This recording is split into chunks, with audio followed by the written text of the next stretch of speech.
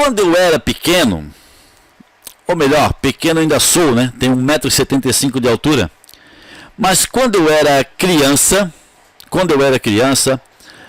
lá no bairro Rio Tavares, em Florianópolis, Santa Catarina, e eu estudava na Escola Municipal João Gonçalves Pinheiros, do bairro Rio Tavares. E eu lembro nitidamente, tenho uma lembrança muito boa, quando eu fecho os olhos e fico pensando, até visualizo, né, o que acontecia lá na escola João Gonçalves Pinheiros, em Rio Tavares, bairro Rio Tavares, em Florianópolis, Santa Catarina. Quando eu estava no primário, primeira série, era de praxe, e eu lembro, quando eu entrei na primeira série, tá? E depois na segunda, terceira, quarta, até a quinta série, tá? Eu lembro que todos os anos a minha santa mãezinha, que está lá com Deus, ela levava eu e meu irmão até a escola para recebermos o kit escolar.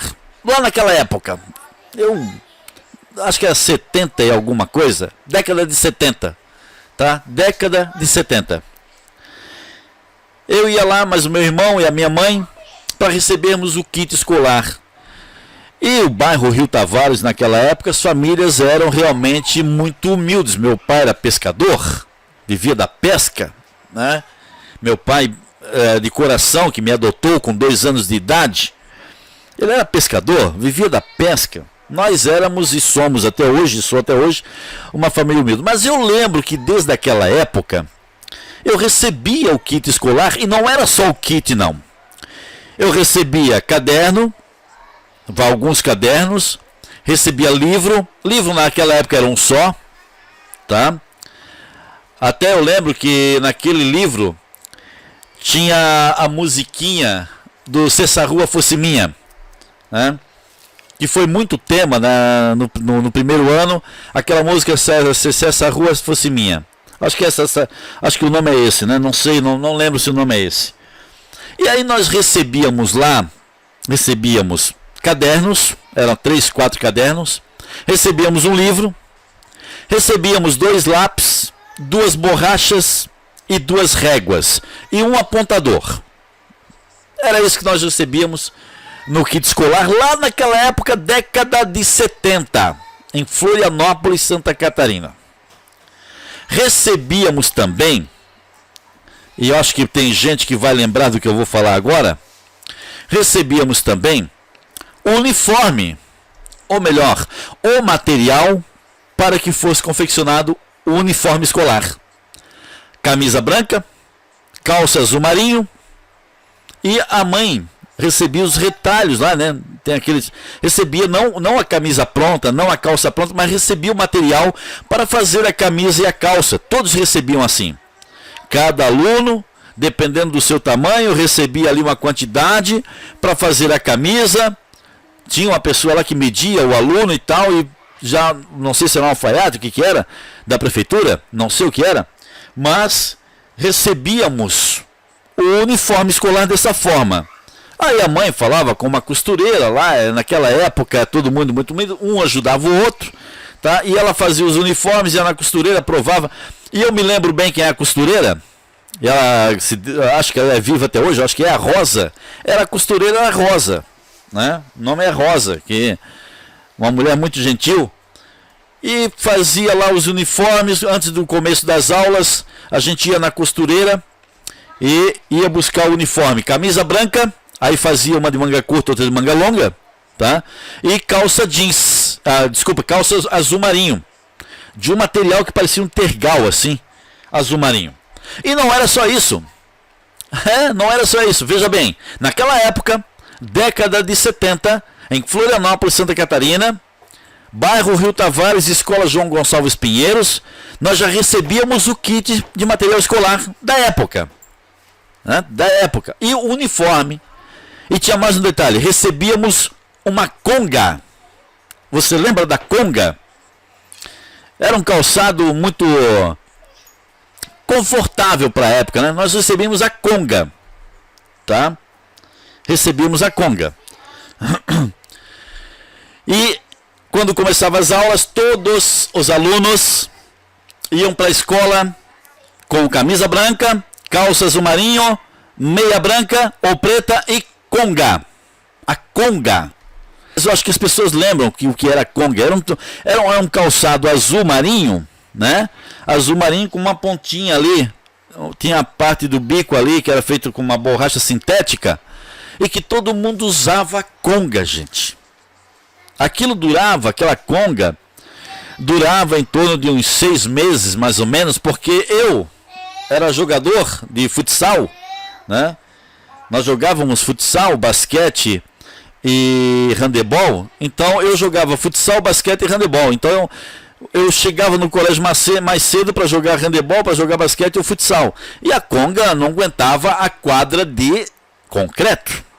Não é quadra de sintético, não. Quadra de concreto mesmo. Tá? Quando chovia, enchia tudo. A quadra não era coberta. E a conga gastava. E detalhes, quando a conga gastava, a gente ia para a diretora e falava, ó, preciso de uma outra conga. E já tinha lá uma outra conga. Tá? Olha só, já tinha uma outra conga com teu número. Tu tinha pelo menos direito a mais uma durante o ano. Tá? Eu acho que eles calculavam, né? 6 meses, mais 6 meses, um ano. E tu tinha direito a uma outra conga. Se rasgasse, aí tu tinha que comprar depois. Então isso acontecia lá na década de 70. Ah, peraí, ô Silvio Brasil, era na tua cidade, pô, era Florianópolis. E daí? E daí que é Florianópolis? Qual é o problema de ser Florianópolis? Era educação. Era educação. Não sei se a minha esposa lembra da conga, eu acho que não, né? Não é o tempo dela a conga, não. Mas recebíamos kit de material escolar, uniforme e a conga. E a conga, para você não ir descalço, porque as famílias eram humildes, né? Tinha lá as famílias do riquinho também, mas era 1, 2, 3 famílias de rico, o restante era pobre mesmo, era trabalhador, era pescador, aquela coisa toda. E nós recebíamos isso, né? Por isso que o editorial de hoje fala sobre isso, né? Que não é de nada extraordinário, em ações de gestor público municipal, dar kit escolar. Não é nada de extraordinário não, gente. Sabe? Não é. Nós conversamos sobre isso hoje com os pais. Não é, ele está dando kit escolar, ele está dando uniforme. Não é não. É dever e obrigação. É dever e obrigação. E esse dever e essa obrigação sempre existiu. Sempre existiu. Tudo bem que de repente alguns gestores não cumprem isso, né? Mas aí a culpa é da população. Mas é dever e obrigação. E a compra desse material sai do dinheiro dos impostos, ou seja, sai do teu dinheiro. É você que está comprando. É você que está pagando. Entendeu? E aí, naquele discurso político bonitinho, né? Uma coisa que mais me enoja é discurso político. Sabe que no que eu lembro quando eu vejo alguém fazendo um discurso político tentando se engrandecer com uma coisinha desse tamanho? Sabe? Quando eu ouço alguém, porque nós estamos fazendo isso e tal. Eu me lembro de Odorico Paraguaçu. Você lembra quem é Odorico Paraguaçu, do Bem Amado? Eu vejo ali Odorico Paraguaçu. Que até na inauguração do cemitério inventou um morto falso para tentar inaugurar o cemitério, para tentar ganhar a eleição. Doutor Gouveia, o senhor não acha que a inauguração do cemitério é uma vitória de Odorico e uma derrota da oposição? De modo algum. O cemitério inaugura-se com um defunto bêbado comprado e contrabandeado. Isso diz tudo.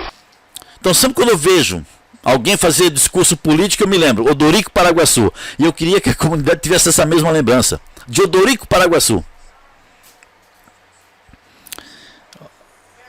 Então, não é nada de extraordinário, gente. É dever, é obrigação e dever com o município, com os alunos, com a escola. Tá? Se não fizer, tem que cobrar. O município que não faz isso, os munícipes têm que cobrar do prefeito. Porque ele não está fazendo nada demais. Não é o super-homem da gestão.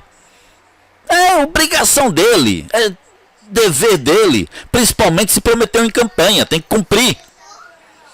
Principalmente se prometeu em campanha, tem que cumprir. Discursinho político, o momento é ótimo, né? São 500, 600 pais ali, não, é aqui que eu tenho que me transformar num gigante, porque daqui a 2 anos tem eleição e eu preciso do voto deles. Não se deixe enganar. Não se deixe enganar. Não tem super-homem nenhum nisso, não tem super-herói nenhum nisso. Tá? Não tem super-herói nisso. É dever, é obrigação. É obrigação. A educação é que muda um país. A saúde é que faz um país desenvolver. É a saúde. Porque nenhum trabalhador trabalha doente. Nenhum trabalhador trabalha doente. Saúde e educação são 2 coisas que, faça o que quiser fazer, não é nada de extraordinário. Extraordinário mesmo é faltar médico. Extraordinário mesmo é quando você precisa de uma cirurgia e você pena durante 3 meses, como tem um caso aqui em Horizontina de um cidadão que penou 3 meses para fazer uma cirurgia, porque força o cidadão a conversar com alguém que vai ser a super-homem, a super-girl da situação e resolver a situação em troca do voto depois. Eu resolvi. Não, isso não é certo. É o direito de todos. Saúde e educação. Saneamento. Então não pense você aí, né? Não caia nesse discurso político, viu? Não caia nesse discurso político. Não tem nada de extraordinário, não. É dever. E que todos os gestores têm que cumprir. Quem não cumpre, a população tem que exigir. A população tem que exigir. Tá? Eu peço desculpas aqui, tá vazando os áudios, mas é que a minha filhinha está recebendo visitas aqui, o Nicolas está todo animado.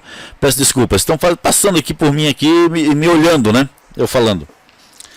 Então, gente, se você se deixar levar por um discursinho político, tá? Discursinho político, querendo fazer de uma coisinha assim, um negócio desse tamanho, coisinha assim, não é pela importância não, viu?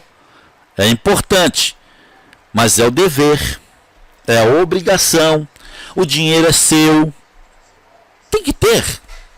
Lá em 1970 alguma coisa eu já tinha isso. Eu já tinha isso na escola.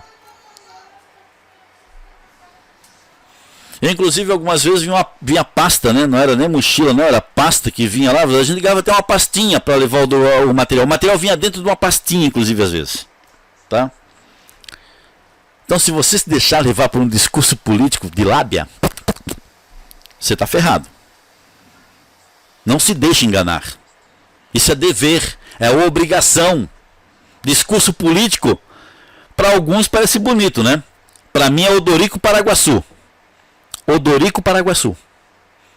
Então, se você não sabe quem é, procura aí no YouTube o Bem Amado e você vai ver a imagem de um prefeito que fazia tudo pelo poder para se manter no poder, para nunca sair da prefeitura. Tá? O Bem Amado é o nome da série. Paulo Gracindo era o ator. Lima Duarte, Zeca Diabo. E aí tem outros nomes, né, nobres da TV que faziam essa interpretação. O Bem Amado. Procura aí, Sucupira, o nome da cidade. Fazia de tudo. Transformava um limão numa baita limonada para passar lábia nos eleitores. Aí, sabe quem que eu me imagino nessa história? Eu aqui falando verdades para você. O Nezinho do Jegue. Que tinha nesse episódio, tem o Nezinho do Jegue. Que enquanto o Odorico Paraguaçu estava lá dando seu discurso, de uma coisinha pequena que ele estava fazendo, deverasmente e tal, o Nezinho do Jegue chegava, trambiqueiro, mentiroso, e tira o Nezinho do Jegue lá. Povo de Sucupira! Não, Odorico! Rato de cemitério, ladrão de fundo! Então, gente, não se deixe enganar. Lábia política, você não pode se deixar levar, não. Não existe nada de extraordinário, não existe nada de sobrenatural, não existe nada de superpoder. O que existe é dever, É obrigação com a educação, com as crianças, com os pais, com as famílias. E esse dinheiro que dá é você através do imposto. É pago através do seu esforço. Então não existe nada para você colocar ninguém em pedestal. Não é. Lá em 1970 eu já recebia. 75, 78, alguma coisa assim. Então naquela época já acontecia isso. Porque era dever. Era obrigação ter. Tem alguns que não fazem. Aí cabe à comunidade cobrar, né? Tem prefeito que não faz isso, tem prefeito que não dá merenda escolar, tem prefeito que não faz um monte de coisa que não devia fazer. A comunidade às vezes fica omissa. Mas essa reportagem não é omissa. Esse jornalista aqui não é omissa. Esse programa não é omisso. Tem o dever de orientar a população. E vou dizer uma coisa também. Tinha gente que não aguentava mais, estava louco para ir embora, mas tinha que ficar ouvindo aquela baboseira toda. Chegou do trabalho, foi lá, pegar, tem que ficar até o final para ouvir baboseira. Então, não existe nada de extraordinário. O que existe é dever e obrigação. Fique alerta nisso. Não se deixe enganar não, gente. Não se deixe enganar. Tá? É dever e obrigação. Direito dos alunos, direito das famílias, direito da educação.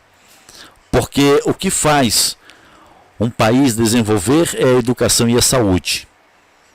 Aluno que não tem educação correta não consegue se desenvolver na escola. Trabalhador que não tem saúde não consegue se desenvolver no seu trabalho. Ninguém trabalha doente. Mas a saúde aqui está na UTI. E a educação caminhando em passos lentos. Mas aí, né, o discurso político dá a impressão de ser outra coisa. Fique atento e não se deixe enganar não, porque aqui a gente fala a verdade, não tem mordaça, tá?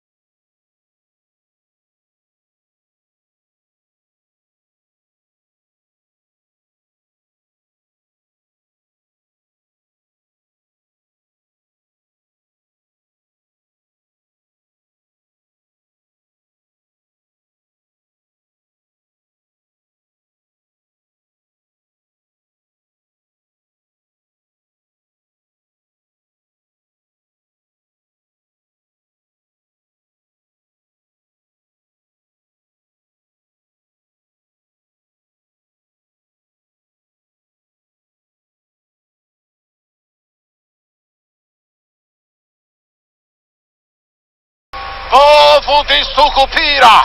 Maurico! Rato de cemitério, ladrão de fundo!